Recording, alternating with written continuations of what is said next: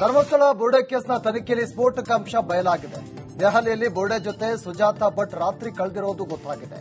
ದೆಹಲಿ ವಿಠಲ್ ಮಂದಿರದಲ್ಲಿ ಬೋರ್ಡೆ team room ಮಾಡಿತ್ತು. ಒಂದು ರೂಮ್ನಲ್ಲಿ ಮಠಣ್ಣ, ಜಯಂತ್, ಚಿನ್ನಯ್ಯ ಇದ್ದಿದ್ರೆ ಮತ್ತೊಂದು ರೂಮ್ನಲ್ಲಿ ಸುಜಾತಾ ಭಟ್ ಇದ್ರು. ಈ ವೇಳೆ ಸುಜಾತಾ ಮಲಗುವ ಮಂಚದ ಕೆಳಗೆ ಜಯಂತ್ ಬೋರ್ಡೆ ಬಾಕ್ಸ್ ಇಟ್ಟಿದ್ದು ಬಯಲಾಗಿದೆ. ದೆಹಲಿಗೆ ಬೋರ್ಡೆ ತಂದ ಜಯಂತ್ಗೆ ಭಯಾನಕ ಕನಸು ಬಿದ್ದಿರುವ ಬಗ್ಗೆ ಎಸ್ಐಟಿ ಸಲ್ಲಿಸಿದಂತ ವರದಿಯಲ್ಲಿ ಉಲ್ಲೇಖ ಮಾಡಲಾಗಿದೆ.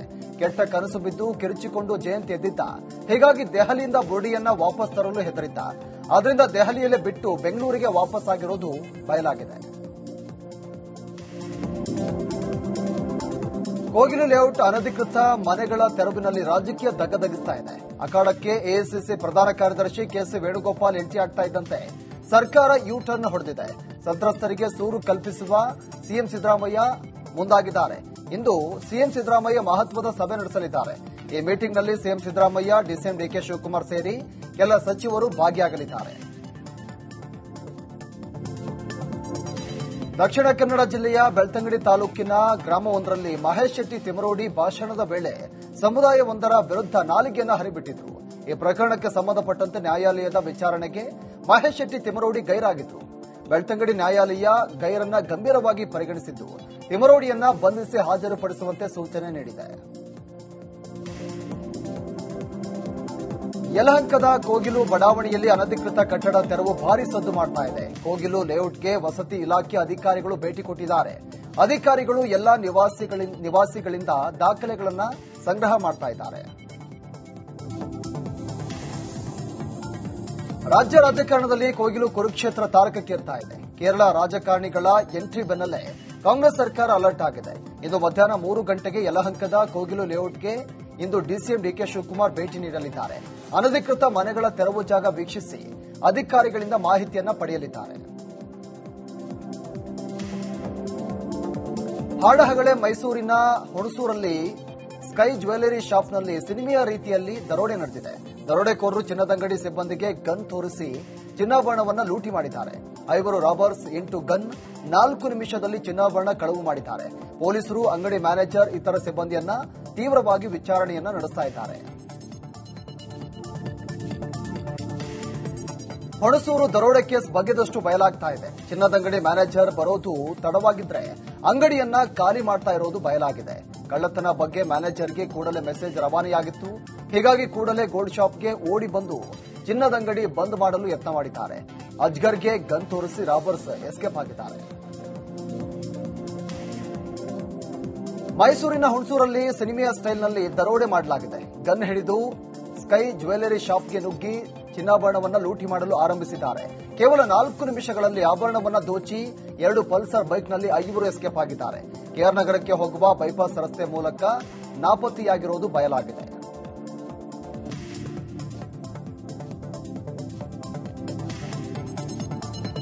ಇನ್ನು ಹುಣಸೂರು ದರೋಡೆ ಪ್ರಕರಣದ ಮತ್ತಷ್ಟು ಸಿಸಿಟಿವಿ ದೃಶ್ಯಗಳು ರಿಪಬ್ಲಿಕ್ ಕನ್ನಡಕ್ಕೆ ಲಭ್ಯವಾಗಿದೆ. ಒಟ್ಟು 8 ಗನ್ ಬಳಸಿ ಶಾಪ್ನ ಮ್ಯಾನೇಜರ್ ಜೊತೆ ದರೋಡೆಕೋರರು ಗಲಾಟೆ ಮಾಡಿದ್ದಾರೆ. ಮೊದಲಿಗೆ 2 ಬೈಕ್ನಲ್ಲಿ ಬಂದು ಗೋಲ್ಡ್ ಶಾಪ್ಗೆ ಎಂಟ್ರಿ ಕೊಡ್ತಾರೆ. ಬಳಿಕ ಮತ್ತೆ 3 ಶಾಪ್ಗೆ ಲಗ್ಗೆ ಇಟ್ಟು ಗನ್ ತೋರಿಸಿ ಬೈಟೋ ಅಂತ ಹೆದರಿಸಿದ್ದಾರೆ. ಬಳಿಕ ಕ್ಷಣ ಮಾತ್ರದಲ್ಲಿ ಚಿನ್ನ, ಡೈಮಂಡ್, ಪೆಂಡೆಂಟ್ಗಳನ್ನು ಕದ್ದು ಖದೀಮರು ಪರಾರಿಯಾಗಿದ್ದಾರೆ. ಒಟ್ಟು 5 ಜನ ಒಳಗಡೆ ಎತ್ಕೊಂಡು 3 ಜನ ಏನು ನಮ್ಮದು ಚಿನ್ನಾಭರಣಗಳನ್ನು ದೋಚ್ತಾ ಇರ್ತಾರೆ.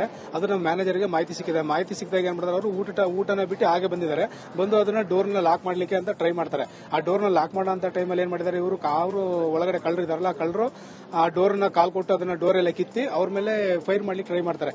ಫೈರ್ ಮಾಡಿ ಟ್ರೈ ಮಾಡಿದಾಗ ಅವರು ಹಿಂದೆ ಓಡೋಗ್ತಾರೆ. ಹಿಂದೆ ಓಡಿದಾಗ ಅವರನ್ನು ಕೂಡ ಹಿಂದೆನೆ ಫಾಲೋ ಮಾಡ್ತಾರೆ. ಇವರು ಗನ್ ಹಿಡ್ಕೊಂಡು ಫಾಲೋ ಮಾಡಿದಾಗ ಅವರು ಬ್ಯಾಕ್ ಸೈಡ್ ಓಡೋಗ್ತಾರೆ. ಅವರು ಒಟ್ಟು 5 ಜನ ಒಳಗಡೆ ಎತ್ಕೊಂಡು 3 ಜನ ಏನು ನಮ್ಮದು ಚಿನ್ನಾಭರಣಗಳನ್ನು ದೋಚ್ತಾ ಇರ್ತಾರೆ. ಅದು ನಮ್ಮ ಮ್ಯಾನೇಜರ್ಗೆ ಮಾಹಿತಿ ಸಿಕ್ಕಿದೆ. ಮಾಹಿತಿ ಸಿಕ್ಕಿದಾಗ ಏನ್ ಮಾಡಿದಾರೆ, ಅವರು ಊಟನ ಬಿಟ್ಟು ಹಾಗೆ ಬಂದಿದ್ದಾರೆ. ಬಂದು ಅದನ್ನ ಡೋರ್ನ ಲಾಕ್. ಹುಣಸೂರು ದರೋಡೆ ಪ್ರಕರಣದ ಬಗ್ಗೆ ಎಸ್ಪಿ ಹತ್ತಿರ ಮಾಹಿತಿ ಪಡೆದಿದ್ದೇನೆ ಅಂತ ಎಚ್ಸಿ ಮಹದೇವಪ್ಪ ರಿಯಾಕ್ಟ್ ಮಾಡಿದ್ದಾರೆ. ಆರೋಪಿಗಳ ಸುಳಿವು ಗೊತ್ತಾಗಬೇಕು. ಮೊನ್ನೆ ನಡೆದಂತ ಬಲೂನ್ ಬ್ಲಾಸ್ಟ್ ಆಗಿತ್ತು, ಅದು ಆಕ್ಸಿಡೆಂಟ್. ಅವನಿಗೆ ಬೇರೆ ಉದ್ದೇಶ ಇರಲಿಲ್ಲ ಎಂಬ ಮಾಹಿತಿ ಇದೆ ಅಂತ ಹೇಳಿದ್ದಾರೆ. ಸರ್ಕಾರ ಯಾರ ಲಾಭಿಗೂ ಮಣಿಯೋದಿಲ್ಲ. ಮೂಲತಃ ಅದು ಕಸ ವಿಲೇವಾರಿಗೆ ಸೀಮಿತವಾದಂತ ಜಾಗ. ಆ ಜಾಗದಲ್ಲಿ ಕೆಲವು ಜನರು ರಾಜ್ಯ ಕಾಂಗ್ರೆಸ್ನಲ್ಲಿ ಪಟ್ಟದ ಫೈಟ್ ತಾರಕಕ್ಕೇರಿದೆ. ಈ ಬೆನ್ನಲ್ಲೇ ಡಿಕೆ ಸುರೇಶ್ರ ಅದೊಂದು ಪೋಸ್ಟ್ ಕುತೂಹಲವನ್ನ ಮೂಡಿಸ್ತಾ ಇದೆ. ಯಶಸ್ಸಿನ ಗುಟ್ಟು ಅಡಗಿರುವುದು ಪ್ರಯತ್ನದಿಂದ, ನಿರಂತರ ಪ್ರಯತ್ನ ಮಾಡುತ್ತಲೇ ಇರಬೇಕು ಅಂತ ಪೋಸ್ಟ್ ಮಾಡಿದ್ದಾರೆ.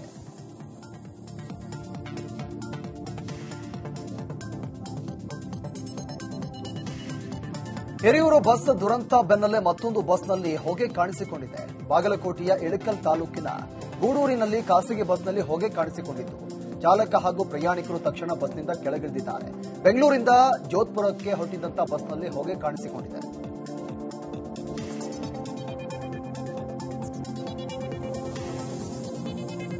ಬೆಂಗಳೂರಲ್ಲಿ ಮನೆಗಳ ಒತ್ತುವರಿ ತೆರವು ಸಂಬಂಧ ಕೇರಳ ಸಿಎಂ ಆರೋಪದ ವಿಚಾರಕ್ಕೆ ಮಂಡ್ಯದಲ್ಲಿ ಸಚಿವ ಚಲುವರಾಯಸ್ವಾಮಿ ರಿಯಾಕ್ಟ್ ಮಾಡಿದ್ದಾರೆ. ಕಾನೂನು ಎಲ್ಲರಿಗೂ ಒಂದೇ. ಒಕ್ಕೂಟದ ವ್ಯವಸ್ಥೆಯಲ್ಲಿ ಬೇರೆ ರಾಜ್ಯಗಳಲ್ಲಿ ಬೇರೆ ರಾಜ್ಯದವರು ಇರ್ತಾರೆ. ಕಾನೂನಿನ ವ್ಯವಸ್ಥೆಯಲ್ಲಿಯೇ ನಾವು ಇರಬೇಕು. ನಾವು ಯಾವ ಸಮುದಾಯದ ವಿರೋಧಿಯೂ ಅಲ್ಲ. ಕಾಂಗ್ರೆಸ್ ಎಲ್ಲ ಸಮುದಾಯದ ಹಿತವನ್ನ ಬಯಸುತ್ತೆ ಅಂತ ಹೇಳಿದರು. ಲೆವೆಲಲ್ಲಿ ಕಾರ್ಪೊರೇಷನ್ ವ್ಯಾಪ್ತಿನಲ್ಲಿ ಈಗ ನಮ್ಮಿಂದ ಹೋಗಿ ಕೇರಳದಲ್ಲಿ ಮನಸ್ಸಿಗೆ ಬಂದಂಗೆ ಮಾಡ್ಲಿಕ್ಕಾಗತ್ತಾ, ಅಥವಾ ತಮಿಳುನಾಡಲ್ಲಿ ಮಾಡ್ಲಿಕ್ಕಾಗತ್ತಾ? ಸೊ ಅದು ಆ ಕಾರ್ಪೊರೇಷನ್ ಇದೆ, ಅಲ್ಲಿ ಆಡಳಿತ ಇದೆ, ಅಲ್ಲಿ ಕಾನೂನು ವ್ಯವಸ್ಥೆ ಇದೆ, ಅದು ನೋಡ್ಕತ್ತೆ.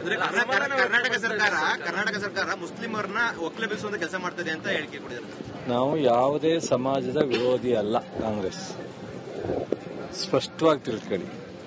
ಕಾಂಗ್ರೆಸ್ ಎಲ್ಲ ಸಮುದಾಯಗಳ ಹಿತವನ್ನ ಬಯಸ್ತಕ್ಕಂಥದ್ದು. ಅದರಿಂದ ಯಾವುದೇ ಒಂದು ಸಮಾಜಕ್ಕೆ ನಾವು ಗುರುತುಪಡಿಸಿ ಅವರಿಗೆ ಅನ್ಯಾಯ ಮಾಡತಕ್ಕಂಥದ್ದು, ತೊಂದರೆ ಕೊಡ್ತಕ್ಕಂಥದ್ದು ಪಕ್ಷದ ನಿಲುವೇ ಅಲ್ಲ. ನಮ್ಮ ಕನ್ಹೇರಿ ಶ್ರೀಗಳಿಗೆ ವಿಧಿಸಿದ್ದಂಥ ವಿಜಯಪುರ ಜಿಲ್ಲಾ ಪ್ರವೇಶ ನಿರ್ಬಂಧ ತೆರವಾದಂಥ ಹಿನ್ನೆಲೆಯಲ್ಲಿ ಕನ್ಹೇರಿ ಶ್ರೀ ವಿಜಯಪುರ ಜಿಲ್ಲಾ ಪ್ರವೇಶಕ್ಕೆ ಭರದ ಸಿದ್ಧತೆ ನಡೀತಾ ಇದೆ. ಬಸವಾದಿ ಶರಣರ ಹಿಂದೂ ಸಮಾವೇಶದ ಮೂಲಕ ಕನ್ಹೇರಿ ಶ್ರೀ ಸ್ವಾಗತಕ್ಕೆ ವಿಜಯಪುರ ಜಿಲ್ಲೆಯ ಬಬಲೇಶ್ವರ ಸಿದ್ಧಗೊಂಡಿದೆ. ಕನ್ಹೇರಿ ಶ್ರೀ ಸ್ವಾಗತಕ್ಕೆ ಅಭಿಮಾನಿಗಳು, ಹಿಂದೂ ಮುಖಂಡರು ಸಜ್ಜಾದ ಬೆನ್ನಲ್ಲೇ ಅಪಸ್ವರ ಶುರುವಾಗಿದೆ. ಬಬಲೇಶ್ವರ ಮೂಲದ ಸ್ವಾಮೀಜಿಗಳಿಂದಲೇ ಸಮಾವೇಶಕ್ಕೆ ವಿರೋಧ ವ್ಯಕ್ತವಾಗ್ತಾ ಇದೆ. ಸನಾತನ ಧರ್ಮದೊಳಗೆ ತಾಯಿಗೆ ಒಂದು ಒಳ್ಳೆ ಸ್ಥಾನಮಾನ ಇದೆ. ಆ ತಾಯಿಯನ್ನ ಅಗೌರವ ಮಾಡಿ ಆ ತಾಯಿಗೇನೆ ಬೇರೆ. ಇನ್ನು ದ್ವೇಷ ಐತಲ್ಲ, ಇನ್ನು ನಮಗರ ಬರಲಿ, ನಮಗ ಬೈಲಿ, ವೈಯಕ್ತಿಕವಾಗಿ ಹೊಡೆದಾಡೋಣ ಸಿದ್ಧಾಂತ ಬದಲಾವಣೆ ಇರ್ಬೋದು. ಆದರೆ ತಾಯಿ ಏನು ಮಾಡ್ಯಾಳ? ಇದನ್ನ ನಾವು ಇಷ್ಟು ದಿನ ಪ್ರಶ್ನೆ ಯಾಕೆ ಮಾಡಲಿಲ್ಲ ಅಂದ್ರೆ ಸುಧಾರಣೆ ಆಗ್ತಾರ ಬಿಡಂತ ನಾವು ಬಿಟ್ಬಿಟ್ಟಿದ್ವಿ. ಇದು ಮತ್ತೆ ಕಂಟಿನ್ಯೂ ಆಗೋ ರೀತಿ ಒಳಗೆ ಯಾಕೆ ಇಲ್ಲಿ ಬಂದು ಬಬಲೇಶ್ವರಕ್ಕೆ ಯಾಕೆ ಮಾಡಬೇಕಾಗಿತ್ತು? ರಾಜ್ಯದಾಗ ಎಲ್ಲ ಕಡೆ ಹೋಗುವಂತ ವ್ಯಕ್ತಿ ಸ್ವಾತಂತ್ರ್ಯದ ಸಮಾವೇಶಗಳು ಮಾಡೋದೈತೆ. ಬಬಲೇಶ್ವರಕ್ಕೆ ಯಾಕೆ ಮಾಡಾಕತ್ರು ಅಂತಂದ್ರೆ ಇದಕ್ಕೆ ಹಿನ್ನೆಲೆಯಾಗಿ ರಾಜಕಾರಣ ಸಂಪೂರ್ಣ. ಬಸವ ಕಲ್ಯಾಣ ಕ್ಷೇತ್ರದ ಬಿಜೆಪಿ ಶಾಸಕ ಶರಣು ಸಲಗರ್ ವಿರುದ್ಧ ಪ್ರಕರಣ ದಾಖಲಾಗಿದೆ. ಶಾಸಕ ಸಲಗರ್ 2023ರ ಚುನಾವಣೆ ಸಂದರ್ಭದಲ್ಲಿ ಉದ್ಯಮಿ ಸಂಜು ಸುಗುರೆಯಿಂದ ಸಾಲವನ್ನು ಪಡೆದಿದ್ರು ಅನ್ನೋ ಆರೋಪ ಕೇಳಿಬಂದಿದೆ. ಸಾಲವನ್ನ ಹಿಂತಿರುಗಿಸಿಲ್ಲ ಅಂತ ಬಸವ ಕಲ್ಯಾಣ ನಗರ ಠಾಣೆಯಲ್ಲಿ ಉದ್ಯಮಿ ಸಂಜು ದೂರನ್ನ ಕೊಟ್ಟಿದ್ದಾರೆ. ಚುನಾವಣೆ ವೆಚ್ಚಕ್ಕೆಂದು 99 ಲಕ್ಷ ರೂಪಾಯಿ ಶರಣು ಸಲಗರ್ ಸಾಲವನ್ನ ಪಡೆದಿದ್ರು ಅಂತ ದೂರಿನಲ್ಲಿ ಉಲ್ಲೇಖ ಮಾಡಿದ್ದಾರೆ. ಶಾಸಕರ ವಿರುದ್ಧ ದೂರು ದಾಖಲಿಸಿಕೊಂಡು ಪೊಲೀಸರು ತನಿಖೆಯನ್ನ ಕೈಗೆತ್ತಿಕೊಂಡಿದ್ದಾರೆ.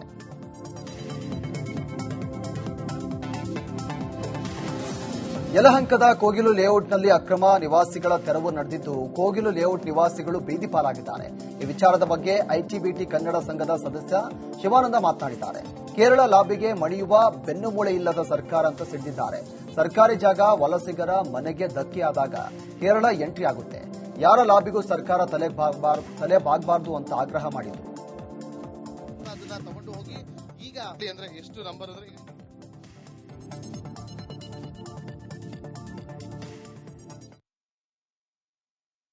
ಈ ಯಲಹಂಕದ ಕೋಗಿಲು ಕ್ರಾಸ್ ವಿಚಾರವಾಗಿ ಕೇರಳ ಸರ್ಕಾರ ಕರ್ನಾಟಕದ ಒಂದು ಸರ್ಕಾರದ ವಿಚಾರದಲ್ಲಿ ಹಸ್ತಕ್ಷೇಪ ಏನ್ ಮಾಡ್ತಾ ಇದೆಯಲ್ಲ, ಇದು ನಿಜಕ್ಕೂ ಸಂವಿಧಾನದ ದುರಂತ ಅಂತ ಹೇಳಕ್ ಬಯಸ್ತೀನಿ. ಇವ್ರಿಗೆ ಯಾರು ಆ ಹಕ್ಕನ್ನು ಕೊಟ್ಟವರು ಅಂತ ನಾವು ಕೇಳಬೇಕಾಗತ್ತೆ. ಯಾವುದೋ ಕೇರಳದಿಂದ MLAಗಳು ಅಥವಾ ಅವರ ಇಡೀ CMಗಳು ಬಂದ್ಬಿಟ್ಟು ಕರ್ನಾಟಕದ ಯಾವುದೋ ಒಂದು ಸಣ್ಣ ಘಟನೆ ವಿಚಾರವಾಗಿ ಕರ್ನಾಟಕದ ಸರ್ಕಾರವನ್ನ ಮಣಿಸುವಂತ ಕೆಲಸ ಮಾಡ್ತಿದೆಯಲ್ಲ, ಇದು ತುಂಬಾ ಕನ್ನಡಿಗರ ನಾಚಿಕೆಗೆ ಗೇಡಿನ ವಿಷಯ ಅಂತ ಹೇಳಕ್ ಬಯಸ್ತೀನಿ ಸ್ನೇಹಿತರೆ. ಬೆಂಗಳೂರಲ್ಲಿ 3 ಡ್ರಗ್ ಫ್ಯಾಕ್ಟರಿಗಳು ಪತ್ತೆ ಪ್ರಕರಣದಲ್ಲಿ ತನಿಖೆ ಚುರುಕುಗೊಂಡಿದೆ. ಈ ತನಿಖೆಯ ವೇಳೆ ಆತಂಕಕಾರಿ ವಿಚಾರಗಳು ಕೂಡ ಬೆಳಕಿಗೆ ಬಂದಿವೆ. ಮಹಾರಾಷ್ಟ್ರ ಪೊಲೀಸರ ಬೆನ್ನಲ್ಲೇ ಬೆಂಗಳೂರು ಪೊಲೀಸರು ಈಗ ತನಿಖೆಗೆ ಇಳಿದಿದ್ದಾರೆ. ಡ್ರಗ್ಸ್ ತಯಾರಿಕೆಯ master mind chemical engineer Prashant Patil ಅನ್ನೋದು ಪತ್ತೆಯಾಗಿದೆ. 2 ಬಿಸಿನೆಸ್ ಮೆನ್, ಒಬ್ಬ ಕೆಮಿಕಲ್ ಇಂಜಿನಿಯರ್, 2 ಸಹಾಯಕರು ಡ್ರಗ್ಸ್ ದಂಧೆಯಲ್ಲಿ ಶಾಮೀಲಾಗಿರೋದು ತಿಳಿದು ಬಂದಿದೆ. ಬೆಂಗಳೂರಲ್ಲಿ 3 ಡ್ರಗ್ಸ್ ಫ್ಯಾಕ್ಟರಿಗಳು ಪತ್ತೆ ವಿಚಾರದ ಬಗ್ಗೆ ಸಾಮಾಜಿಕ ಕಾರ್ಯಕರ್ತ ತೇಜಸ್ ಪ್ರತಿಕ್ರಿಯೆ ಕೊಟ್ಟಿದ್ದಾರೆ. ಡ್ರಗ್ಸ್ ಮಾಫಿಯಾ ಭೇದಿಸುವಲ್ಲಿ ಗುಪ್ತಚರ ಪೊಲೀಸರು ವಿಫಲರಾಗಿದ್ದಾರೆ. ಡ್ರಗ್ ಮಾಫಿಯಾದಲ್ಲಿ ಪ್ರಭಾವಿ ಶಾಸಕರ ಮಗನ ಹೆಸರಿದೆ. ಶಾಸಕರ ಮಕ್ಕಳೇ ಡ್ರಗ್ಸ್ಗೆ ಅಡಿಕ್ಟ್ ಆಗಿದ್ದಾರಂತೆ. ಹಿರಿಯ ಅಧಿಕಾರಿಗಳಿಗೆ ದೂರು ನೀಡಲು ತೇಜಸ್ ಗೌಡ ನಿರ್ಧಾರ ಮಾಡಿದ್ದಾರೆ. ನಮ್ಮ ಡಿಜಿಐಜಿ ಆಗಿರುವಂತಹ ಸಲೀಂ ಸಾಹೇಬ್ರಿಗೆ ಒಂದು ದೂರು ಕೊಡ್ತಾ ಇದ್ದೀನಿ. ಏನು ಅಂತಂದ್ರೆ, ವರ್ಷ ಬೆಂಗಳೂರು ನಗರದಲ್ಲಿ ಅಂದ್ರೆ ನಿಮಗೆ ವಿತ್ ಫ್ಯಾಕ್ಟ್ಸ್ ಹೇಳ್ಬೇಕು ಅಂತಂದ್ರೆ 2024 98 ಕೋಟಿಯಷ್ಟು ಡ್ರಗ್ಸ್ ಕೇವಲ ಬೆಂಗಳೂರು ನಗರದಲ್ಲಿ ಸೀಸ್ ಆಗಿರುತ್ತೆ. ಪೊಲೀಸ್ ಅಧಿಕಾರಿಗಳು ಬೆಂಗಳೂರು ನಗರದಲ್ಲಿ 98 ಕೋಟಿಯಷ್ಟು ಡ್ರಗ್ಸ್ ಸೀಸ್ ಮಾಡಿರ್ತಾರೆ. 2025 ಇನ್ನವರೆಗೂ 140 ಕೋಟಿಯಷ್ಟು ಡ್ರಗ್ಸ್ ನ ಕೇವಲ ಬೆಂಗಳೂರು ನಗರದಲ್ಲಷ್ಟು ಮಾತ್ರ ಸೀಸ್ ಮಾಡಿರ್ತಾರೆ ಅಂತಂದ್ರೆ ಡ್ರಗ್ಸ್ ಜಾಲ ಬೆಂಗಳೂರಲ್ಲಿ ಬೇರ್ಮಿಟ್ಟಿದೆ. ಮೆಕ್ಸಿಕೋ ಅಂತ ಪ್ರದೇಶನ ಮೀರಿಸಿ ಇವತ್ತು ಬೆಂಗಳೂರು ನಗರದಲ್ಲಿ ಡ್ರಗ್ ವ್ಯಾಪಾರ ದೊಡ್ಡ ಮಟ್ಟಕ್ಕಾಗ್ತಿದೆ. ಮತ್ತೆ ಇವತ್ತು ಯಾರು ಮಹಾರಾಷ್ಟ್ರ ಪೊಲೀಸರು ಬಂದು ಅರೆಸ್ಟ್ ಮಾಡಿದ್ದಾರೆ, ಅವ್ರು ತುಂಬಾ ಸ್ಪಷ್ಟವಾಗಿ ಹೇಳಿದ್ದಾರೆ, ಈ ಡ್ರಗ್ಸ್ ಅಲ್ಲಿ ಬರ್ತಿರುವಂತ ದುಡ್ಡನ್ನ ಅವ್ರು ರಿಯಲ್ ಎಸ್ಟೇಟ್ಗೆ ಹೂಡಿಕೆ ಮಾಡ್ತಿದ್ರು ಅಂತ. ಇದು ತುಂಬಾ ಆಘಾತಕಾರಿ. ಶಿವಮೊಗ್ಗದ ರೈಲ್ವೆ ನಿಲ್ದಾಣದ ಮುಂಭಾಗದಲ್ಲಿ ಆಟೋ ಪ್ರೀಪೇಯ್ಡ್ ಕೌಂಟರ್ ಅನ್ನು ಸಂಚಾರಿ ಪೊಲೀಸರು ತೆರೆದಿದ್ದಾರೆ. ಆಟೋ ಪ್ರೀಪೇಯ್ಡ್ ಕೌಂಟರ್ ಆರಂಭಕ್ಕೆ ಆಟೋ ಚಾಲಕರು ವಿರೋಧವನ್ನು ವ್ಯಕ್ತಪಡಿಸಿದ್ದಾರೆ. ಪ್ರೀಪೇಯ್ಡ್ ಆಟೋ ಕೌಂಟರ್ನಿಂದ ಆಟೋ ಚಾಲಕರಿಗೆ ನಷ್ಟ ಆಗುತ್ತೆ. ವೈಜ್ಞಾನಿಕವಾಗಿ ರೂಟ್ ಸರ್ವೆ ಮಾಡಿ ಪ್ರೀಪೇಯ್ಡ್ ಆಟೋ ಕೌಂಟರ್ ಮಾಡುವಂತೆ ಆಟೋ ಚಾಲಕರು ಒತ್ತಾಯವನ್ನು ಮಾಡಿದರು. ಒಂದು ಅನುಕೂಲನೂ ಆಗತ್ತೆ ಇಲ್ಲಿ. ಬಟ್ ಈ ಪ್ರಾಬ್ಲಮ್ ಏನಂತ ಹೇಳಿದ್ರೆ, ಇಲ್ಲಿ ಈಗ ಮೀಟರ್ ಈಗ ನನ್ನ ಹತ್ರ ಎಲ್ಲಿದೆ, ದುರ್ಗೆಗುಡಿ ಅಂತ ಐತೆ. ದುರ್ಗೆಗುಡಿಗೆ 44 ರೂಪಾಯಿ ಹಾಕೊಡ್ತಾರೆ ಇವರು, ಸರಿನಾ? ಈಗ ದುರ್ಗೆಗುಡಿ ಅಂತ ಹೇಳಿದ್ರೆ 2 ಕಿಲೋಮೀಟರ್ ಇದೆ. 2 ಕಿಲೋಮೀಟರ್ ಅಲ್ಲಿ ಈಗ ಇಲ್ಲಿಂದ ಹತ್ತಿ ದುರ್ಗೆಗುಡಿ ಅಂತ ಹೇಳ್ತಾರೆ. ನಾವು ದುರ್ಗೆಗುಡಿ ಹತ್ರ ಹೋದ್ರೆ ಇಲ್ಲಲ್ಲ ಮುಂದ್ಗಡೆ ಹೋಗ್ರಿ ಅಂತಾರೆ. ಸೊ ನಾವೇನ್ ಮಾಡ್ತೀವಿ, ಮೀಟರ್ ಹಾಕೊಂಡು ಹೋಗ್ತೀವಿ. ಮೀಟರ್ ಅಲ್ಲಿ ಎಷ್ಟು ಬೀಳತ್ತೋ ಅಷ್ಟೇನ್ ಮಾಡ್ತಾರ, ಅಲ್ಲಿ ಇಷ್ಟಿಲ್ಲಪ್ಪ ಚೀಟಿದಲ್ಲಿ ಎಷ್ಟಿದೆ ಅಷ್ಟೇ ನಾವು ಕೊಡೋದು ಅಂತ ಹೇಳ್ತಾರ ಅವರು. ಈಗ ಅದರಿಂದ ಏನಾಗ್ತಾ ಇದೆ ಅಂದ್ರೆ, ನಮಿಗೂ ಮತ್ತೆ ಕಸ್ಟಮರ್ ನಮಗೆ ಏನ್ ಬರ್ತಾರೋ ಅವರಿಂದ ನಮಿಗೂ ಅವರಿಗೂ. ಹೊಸ ವರ್ಷಾಚರಣೆ ಹಿನ್ನೆಲೆ ಬೆಂಗಳೂರು ನಗರ ಪೊಲೀಸರಿಂದ ಪೂರ್ವ ತಯಾರಿ ನಡೆದಿದೆ. ಪೊಲೀಸರು ಈಗಾಗಲೇ ವಾಚ್ ಟವರ್, ಬ್ಯಾರಿಕೇಡ್, ಸಿಸಿಟಿವಿಗಳನ್ನು ಅಳವಡಿಕೆ ಮಾಡ್ತಾ ಇದ್ದಾರೆ. ಪ್ರತಿಯೊಂದು ಪೊಲೀಸ್ ಕಣ್ಗಾವಲಿನಲ್ಲಿ ನಡೆಯಲಿದೆ. ನಗರಾದ್ಯಂತ ಸುಮಾರು 10 ಲಕ್ಷ ಜನ ಸಂಭ್ರಮಾಚರಣೆ ಸೇರುವ ನಿರೀಕ್ಷೆ ಇದೆ. 31 ಹಾಗೂ 1ನೇ ತಾರೀಕಿನಂದು ನಗರಾದ್ಯಂತ 19,000 ಪೊಲೀಸರು ಕಾರ್ಯನಿರ್ವಹಿಸಲಿದ್ದಾರೆ. ಪೊಲೀಸರು ಹೊಸ ವರ್ಷಾಚರಣೆಗೆ ಈಗಾಗಲೇ ರೂಪರೇಷೆಗಳನ್ನು ಸಿದ್ಧಪಡಿಸಿದ್ದಾರೆ. ಹೊಸ ವರ್ಷದ ಸ್ವಾಗತಕ್ಕೆ ವಿಜಯನಗರದಲ್ಲಿ ಭರ್ಜರಿಯಾಗಿ ಸಿದ್ಧತೆ ನಡೆಸಲಾಗ್ತಾ ಇದೆ. ಜಿಲ್ಲೆಯಲ್ಲಿ ಯಾವುದೇ ಅಹಿತಕರ ಘಟನೆ ನಡೆಯದಂತೆ ಪೊಲೀಸರು ಕಟ್ಟೆಚ್ಚರವನ್ನು ವಹಿಸಿದ್ದಾರೆ. ಐತಿಹಾಸಿಕ ದಕ್ಷಿಣ ಕಾಶಿ, ಹಂಪಿ, ತುಂಗಭದ್ರಾ ಜಲಾಶಯ ಸೇರಿದಂತೆ ಪ್ರವಾಸಿ ತಾಣಗಳ ಮೇಲೆ ಹದ್ದಿನ ಕಣ್ಣಿಟ್ಟಿದ್ದಾರೆ. ಹೋಮ್ ಸ್ಟೇ, ಲಾಡ್ಜ್, ರೆಸಾರ್ಟ್ಗಳಲ್ಲಿ ಬಂದು ತಂಗುವಂತ ಪ್ರವಾಸಿಗರ ಮೇಲೆ ನಿಗಾ ವಹಿಸಲು ಸೂಚನೆ ಕೊಡಲಾಗಿದೆ.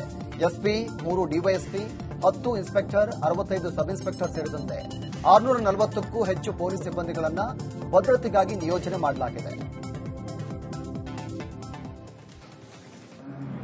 ಸಂಬಂಧಿಸಿದಂತೆ ವಿಜಯನಗರ ಜಿಲ್ಲೆಯಿಂದ ಸುಮಾರು 540 ಅಧಿಕಾರಿ ಸಿಬ್ಬಂದಿ, 65 ASIs, 10 CPI ಮತ್ತೆ 3 DSP ಒಳಗೊಂಡಂತೆ ನಾವು ಫುಲ್ ಫ್ಲೆಶ್ ಬಂದೋಬಸ್ತ್ ಮಾಡ್ಕೋತಾ ಇದೀವಿ. ಎಲ್ಲಿ ಕ್ರೌಡ್ ಜಾಸ್ತಿ ಸೇರೋ ಸಾಧ್ಯತೆ ಇರುತ್ತೆ ಅಲ್ಲೆಲ್ಲ ನಾವು extra safety and security measures ತಗೊಂಡು ಅವ್ರನ್ನ ಒಂದು ರೆಗ್ಯುಲೇಟೆಡ್ ರೀತಿಯಲ್ಲಿ ನಿರ್ವಹಣೆ ಮಾಡಕ್ಕೆ ಏನೇನು ಕ್ರಮ ಬೇಕು ಅದೆಲ್ಲ ತಗೋತಾ ಇದೀವಿ. ಅದೇ ರೀತಿ ನಮ್ಗೆ ಇವಾಗ ಹೊಸದಾಗಿ ಮಹಿಳಾ ಸುರಕ್ಷಾ ಪಡೆ ಅನ್ನೋದು ನಾವು ಸ್ಥಾಪನೆ ಮಾಡಿದ್ವಿ. ಸೊ ಅದನ್ನು ಬಳಸಿಕೊಂಡು ಎಲ್ಲಿ ವಿಮೆನ್ ಜಾಸ್ತಿ. ಅಪ್ರಾಪ್ತ ಬಾಲಕಿಗೆ ಅಶ್ಲೀಲ ಮೆಸೇಜ್ ಮಾಡಿದ್ದಾನೆ ಅಂತ ಆರೋಪಿಸಿ ಯುವಕನ ಮೇಲೆ ಹಲ್ಲೆ ನಡೆಸಲಾಗಿದೆ. ಭದ್ರಾವತಿಯಲ್ಲಿ ಅಬ್ದುಲ್ ಫರ್ಹಾನ್ ಎನ್ನುವ ಯುವಕನ ಮೇಲೆ ಮಾರಣಾಂತಿಕವಾಗಿ ಹಲ್ಲೆ ಮಾಡಲಾಗಿದೆ. ಅರಳಹಳ್ಳಿ ಬಳಿ ಅಬ್ದುಲ್ ಫರ್ಹಾನ್ಗೆ 4-5 ಜನರು ಹಲ್ಲೆ ಮಾಡ್ತಾ ಇರುವಂತಹ ವಿಡಿಯೋ ಸಿಸಿ ಕ್ಯಾಮೆರಾದಲ್ಲಿ ಸೆರೆಯಾಗಿದೆ. ಮಾರಣಾಂತಿಕವಾಗಿ ಹಲ್ಲೆಯಿಂದಾಗಿ ಯುವಕನ ಕೈ ಇದೀಗ ಕಟ್ಟಾಗಿದೆ. ಗಂಗಾ ಮತಸ್ಥರ ಸಂಘದ ಸಭೆ ವಿಚಾರಕ್ಕೆ ಗಾಳಿಯಲ್ಲಿ ಗುಂಡು ಹಾರಿಸಿದಂತ ಆರೋಪ ಕೋಲಾಹಲವನ್ನು ಮೂಡಿಸ್ತಾ ಇದೆ. ಬೆಳಗಾವಿ ಜಿಲ್ಲೆಯ ಬೈಲಹೊಂಗಲ ಪಟ್ಟಣದಲ್ಲಿ ಗಲಾಟೆ ನಡೆದಿದ್ದು, ಈ ವೇಳೆ ಶಿವು ಕೋಲಾಕಾರ್ ಸೇರಿ 3 ಸಣ್ಣ ಪುಟ್ಟ ಗಾಯವಾಗಿದೆ. ಪೊಲೀಸರ ಮುಂದೆಯೇ ಕೈಯಲ್ಲಿ ಗನ್ ಹಿಡಿದಿರುವಂತಹ ದೃಶ್ಯ ಸರಿಯಾಗಿದೆ.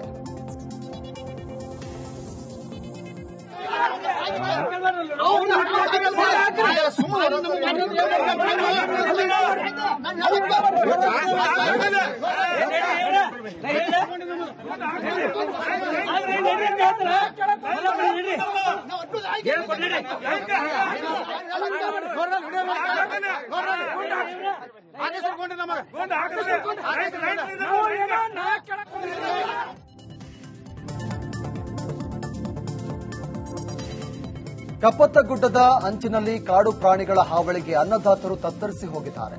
ರಾತ್ರೋರಾತ್ರಿ ಕಾಡು ಹಂದಿಗಳು ನುಗ್ಗಿ ಬಾಳೆ ತೋಟವನ್ನು ನಾಶ ಮಾಡಿದ್ದು, ಗದಗ ಜಿಲ್ಲೆ ಮುಂಡರಗಿ ತಾಲೂಕಿನ ಡಬ್ಬಳ ರೈತರು ಕಂಗಾಲಾಗಿದ್ದಾರೆ. ಬೆಳೆ ಹಾನಿಗೆ ಸೂಕ್ತವಾದ ಪರಿಹಾರ ನೀಡುವಂತೆ ಅರಣ್ಯ ಇಲಾಖೆಗೆ ಒತ್ತಾಯವನ್ನ ಮಾಡಿದ್ದಾರೆ. ಸರ್, ನಮ್ಮ ಜಮೀನೊಳಗ ಕಾಡಂದಿ ಏನೈತಿ, ನುಗ್ಗಿ ಏನೈತಿ, ನಮ್ಮ ಬೆಳೆ ಎಲ್ಲ ನಾಶ ಮಾಡಕೊಂತಾವ ಸರ್. ಹ್ಞೂ ರೀ, 2 ಎಕರೆ ಬಾಳೆ ನಟ್ಟಿದ್ರಿ. 2 ಎಕರೆದೊಳಗೆ 1 ಎಕರೆ ಏನೈತಿ ಲಾಸ್ ಮಾಡ್ಯದವ ಸರ್. ಹ್ಞೂ ರೀ ಸರ್, ಅದ ಯಾವ ಪೀಕ್ ಹಾಕಿದ್ರನ ಪ್ರತಿ ಒಂದು ಪೀಕಿಗಿನ ಕಾಯದ ಸರ್. ಹ್ಞೂ ರೀ, ನೈಟ್ ಇವು ಕಾಡಂದಿ ಬರ್ತಾವ್ರಿ, ಏದ್ ಬರ್ತಾವ್ರಿ, ಮತ್ ಇವು ನವಿಲ್ ಬರ್ತಾವ್ರಿ ಸರ್. ಪ್ರತಿಯೊಂದು ಪ್ರಾಣಿನ ಏನೈತಿ ನಾವ್ ಬೆಳೆಗೆ ಏನೈತಿ ಎಲ್ಲಕ್ಕೂ ಬಂದು ಏನೈತಿ ತಿಂದು ಹೊಕ್ಕವ್ರಿ ಸರ್. ನಾವೆಲ್ಲ ಅಧಿಕಾರಿಗಳಿಗೆ ಏನೈತಿ ಇಷ್ಟು ವರ್ಷ ಆದ್ರೆ ನಾವು 1 ವರ್ಷನ ಅರ್ಜಿ ಕೊಟ್ಟಿದ್ರಿ. ಈ ವರ್ಷ ಏನೈತಿ ಲಾಸ್ ಮಾಡಿದ ಸಂಬಂಧ ಏನೈತಿ ಬಹಳ ಲಕ್ಷಣ ಆಗಿದ್ದಕ್ಕೆ ಏನೈತಿ ನಾನು ಅಧಿಕಾರಿಗಳಿಗೆ ಫೋನ್ ಮಾಡಿ ಹೇಳಿದ್ ಸರ್, ನಮ್ಮ ಜಮೀನೊಳಗೆ ಏನೈತಿ ಡೈಲಿ ನೈಟ್ ಏನೈತಿ 20-30 ಕಾಡಂದಿ ಮತ್ತು ಮುಳ್ಳಂದಿ ನವಿಲು ಎಲ್ಲ. ಬೆಳಗಾವಿ ಜಿಲ್ಲೆಯಲ್ಲಿ ಕಳ್ಳರ ಹಾವಳಿ ಹೆಚ್ಚಾಗಿದ್ದು ಜನರು ಕಂಗಾಲಾಗಿದ್ದಾರೆ. ಕೆನರಾ ಬ್ಯಾಂಕ್ಗೆ ನುಗ್ಗಿ ಕೈಚಳಕವನ್ನ ತೋರಿಸಲು ಯತ್ನ ಮಾಡಿದ್ದಾರೆ. ಸವದತ್ತಿ ತಾಲೂಕಿನ ಮನವಳ್ಳಿ ಪಟ್ಟಣದ ಬ್ಯಾಂಕ್ನಲ್ಲಿ ಸೈರನ್ ಸದ್ದು ಮಾಡ್ತಾ ಇದ್ದಂತೆ ಕದೀಮರು ಎಸ್ಕೇಪ್ ಆಗಿದ್ದಾರೆ. ಹೀಗಾಗಿ ಬ್ಯಾಂಕ್ ಹಿಂಬದಿಯಿಂದ ಬಂದು ಕಿಟಕಿ ಕಟ್ ಮಾಡಿ ಒಳನುಸುಳಲು ಬ್ಯಾಂಕ್ ದರೋಡೆ ಮಾಡಲು ಯತ್ನ ಮಾಡಿದ್ದಾರೆ. ಇದು ವಿಫಲವಾಗಿದೆ. ಚೆನ್ನೈ ಸೂರತ್ ಭಾರತ್ ಮಾಲಾ ಹೆದ್ದಾರಿ ಯೋಜನೆಗೆ ರೈತರು ವಿರೋಧವನ್ನು ವ್ಯಕ್ತಪಡಿಸ್ತಾ ಇದ್ದಾರೆ. ರೈತರಿಗೆ ಜಮೀನಿಗೆ ದಾರಿ ಕೊಡುವುದಾಗಿ ಹೇಳಿ ಮೋಸ ಮಾಡಿದ ಆರೋಪದಿಂದ ಯಾದಗಿರಿ ಜಿಲ್ಲೆಯ ಶಹಾಪುರ ತಾಲೂಕಿನ ಮಾಲಹಳ್ಳಿ ಗ್ರಾಮದ ಅನ್ನದಾತರು ಸಿಡಿದೆದ್ದಿದ್ದಾರೆ. ಕೂಡಲೇ ಜಮೀನು ದಾರಿ ಮಾಡಿಕೊಡದಿದ್ರೆ ಹೆದ್ದಾರಿ ತಡೆದು ಪ್ರತಿಭಟಿಸುವ ಎಚ್ಚರಿಕೆಯನ್ನು ಕೂಡ ನೀಡಿದ್ದಾರೆ.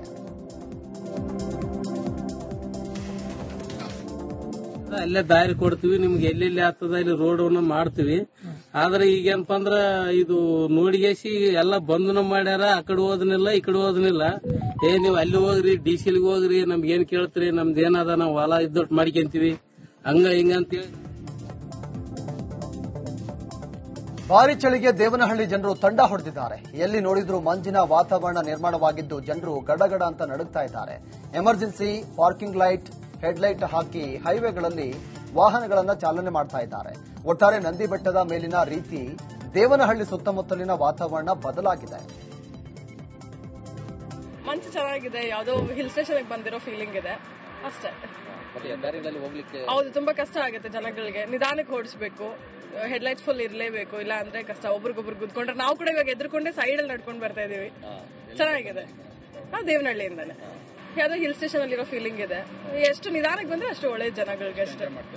ತುಂಬಾ ಚೆನ್ನಾಗಿದೆ. ಹೌದು ಹೌದು. ಇನ್ನು ಕೊಡಗಿನ ಎಡವನಾಡು ಅರಣ್ಯದಲ್ಲಿ ಮರ ಕಳ್ಳತನ ನಡೆದಿತ್ತು. ಈ ಪ್ರಕರಣದಲ್ಲಿ ಇಲಾಖೆ ಸಿಬ್ಬಂದಿಗಳೇ ಶಾಮೀಲಾಗಿದ್ದಾರೆ. ಅರಣ್ಯ ಸಂಚಾರಿ ದಳದಿಂದ ತನಿಖೆ ನಡೆಸಲು ಅರಣ್ಯ ಸಚಿವ ಈಶ್ವರ್ ಖಂಡ್ರೆ ಆದೇಶ ಹೊರಡಿಸಿದ್ದಾರೆ. ಒಟ್ಟು 6 ಮಂದಿ ವಿರುದ್ಧ ಪ್ರಕರಣ ದಾಖಲಾಗಿದೆ. ಅರಣ್ಯ ಇಲಾಖೆ ಸಮಗ್ರ ತನಿಖೆ ನಡೆಸಬೇಕು ಅಂತ ಪರಿಸರವಾದಿಗಳು ಎಚ್ಚರಿಕೆಯನ್ನು ನೀಡಿದ್ದಾರೆ. ಹೋದಾಗ ಮರ ಕಡಿತಾ ಇರುವಂತ ಒಂದು ಶಬ್ದ ಕೇಳಿಬಿಟ್ಟು ಅಲ್ಲಿರೋ ಜನರು ಇರ್ತಾರೆ ತುಂಬಾ ಜನ. ಆ ಟೈಮಲ್ಲಿ ಒಬ್ಬರನ್ನ ಅರೆಸ್ಟ್ ಮಾಡ್ತಾರೆ. ಒಬ್ಬರನ್ನ ಅರೆಸ್ಟ್ ಮಾಡಿ ಅಲ್ಲೇ ಅವ್ರಿಗೆ ಒಂದು ಪಿಕಪ್ ವಾಹನ ಸಿಗ್ತದೆ. ಪಿಕಪ್ ವಾಹನದಲ್ಲಿ ಅವರು ಕೆಲವು ಮರದ ತುಂಡುಗಳು ಕೂಡ ಸೀಸ್ ಮಾಡಿಕೊಂಡು ನಮ್ಮ RF ಕಚೇರಿ ಅಂತ ತಗೊಂಡ್ಬಂದಿದ್ರು. ಒಳಕ್ಕೆ ಹೋದಾಗ ಮರ ಕಡಿತಾ ಇರುವಂತ ಒಂದು ಶಬ್ದ ಕೇಳಿಬಿಟ್ಟು ಅಲ್ಲಿರೋ ಜನರು ಇರ್ತಾರೆ ತುಂಬಾ ಜನ. ಆ ಟೈಮಲ್ಲಿ ಒಬ್ಬರನ್ನ ಅರೆಸ್ಟ್. ಬೀದರ್ನ ಜನವಾಡ ಸರ್ಕಾರಿ ಪ್ರಾಥಮಿಕ ಶಾಲೆಯ ಅಸಲಿ ಬಣ್ಣ ಬಯಲಾಗಿದೆ. ಸರ್ಕಾರಿ ಶಾಲೆಯ ಅಕ್ಕಿ ತೊಗರಿ ಬೇಳೆಯಲ್ಲಿ ಹುಳಗಳು ಪತ್ತೆಯಾಗಿದೆ. ಜನವಾಡ ಮಾತ್ರವಲ್ಲ, ಜಿಲ್ಲೆಯ ಬಹುತೇಕ ಸ್ಕೂಲ್ಗಳಿಗೆ ಹುಳು ಆಹಾರ ಬಿಸಿ ಊಟಕ್ಕೆ ಪೂರೈಕೆ ಆಗ್ತಾ ಇದೆ. ರಿಪಬ್ಲಿಕ್ ಕನ್ನಡ ಕ್ಯಾಮೆರಾದಲ್ಲಿ ಕಳಪೆ ದಿನಸಿ ಪದಾರ್ಥ ಸೆರೆಯಾಗಿದೆ.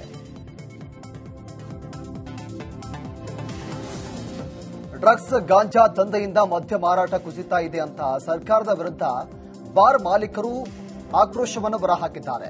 ರಾಜ್ಯದಲ್ಲಿ ಮದ್ಯ ಮಾರಾಟ ಏರಿಕೆ ಕಾಣ್ತಾ ಇಲ್ಲ. ಹೊಸ ವರ್ಷ ಬಂದರೂ ಭರ್ಜರಿ ವ್ಯಾಪಾರ ಆಗುವುದು ಡೌಟ್.